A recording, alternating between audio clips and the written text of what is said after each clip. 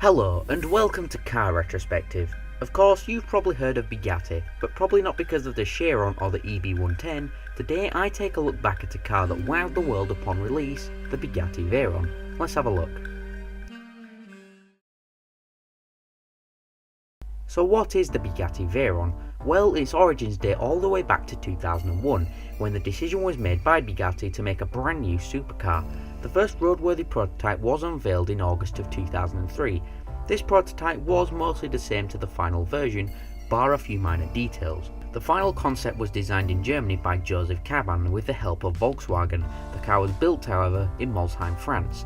The Veyron subtitle was named after Pierre Veyron, an engineer at Bugatti, and the 16.4 stood for its 16 cylinders and 4 turbochargers. The Veyron, as I've already said, was powered by an 8-litre quad-turbocharged W16 engine. For some explanation, a W16 engine is basically two V8 engines connected by a crankshaft, forming a W shape with 16 cylinders. This engine type is quite unique, however, as only Volkswagen produces it, with the Veyron and the Veyron's predecessor, the Chiron, being the only notable cars to use it. A one-off French car called the Jimenez Novia, launched in 1995, also used it, however it wasn't very popular. The Veyron, according to an official inspection company, can output a total of 987 brake horsepower, while Bugatti themselves state it can output 1006 brake horsepower, along with being able to achieve 6000 revs per minute.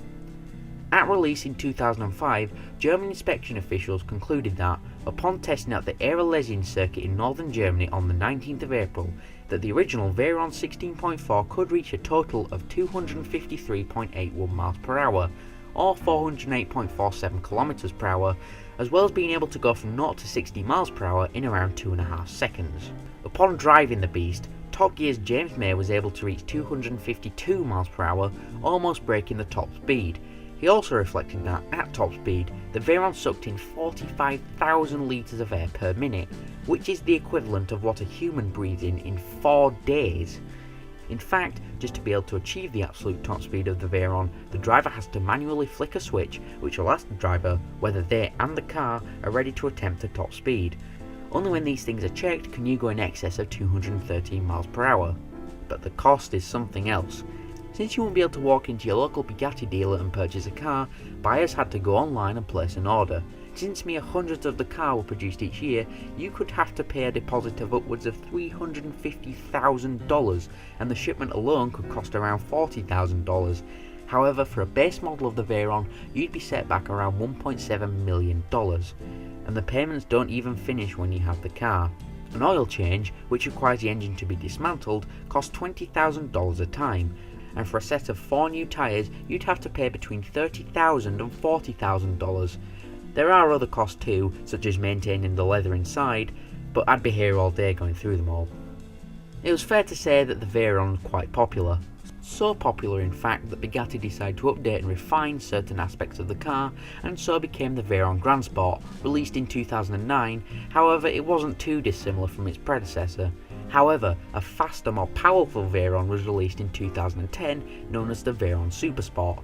Only 30 units were made worldwide, and this version could output a total of 1,200 brake horsepower, also achieving 267.86 miles per hour or 415 kilometers per hour, although it was electronically limited to 258 miles per hour to prevent the tyres from disintegrating. These speeds have made this car the world's fastest road production car ever made. To top even this, however, the Veyron Supersport World Record Edition was released in 2011, and only 5 units were produced worldwide. The only difference to the Supersport is the special paint job, however, only seen on the World Record Edition. The final rendition of the Veyron was the Bugatti Veyron Vitesse, once again not spotting too many differences from the Supersport. The final Vitesse ever made, and also the final Veyron ever made, was subtitled La Finale, i.e. The End in English. Between 2005 and 2015, Bugatti only produced 450 units worldwide, making it quite an exclusive car. So that is the Bugatti Veyron, a very exclusive and expensive car, yes, but one that you can't help marvel at, although the closest I'll ever come to driving one is through a number of racing games. But what do I think of the Veyron? Well, I have to admit, It's ugly. I do not like how this car looks. However, I think it's become quite an icon for the supercar in the last 10 or so years, and I've got to be honest, I've become quite a fan of it. So, although it doesn't have the looks, it has the speed, the luxuries, and of course the exclusiveness that a supercar should have. Well, there's that. This is just an unscripted bit at the end, but basically, I just want to thank anyone who's watching this video. This is a new project I'm starting, where I just look back on old cars. In fact, this is the second episode. I had a voice crack there, sorry. I had to reboot after the first episode because it was out for a few months. Literally no one watched it, but after rewatching it, I just thought, no, this is horrible, and I took it off air, and now I'm here again, episode 1, I guess. I still have my hopes. Anyway, see you next time, guys. Thanks.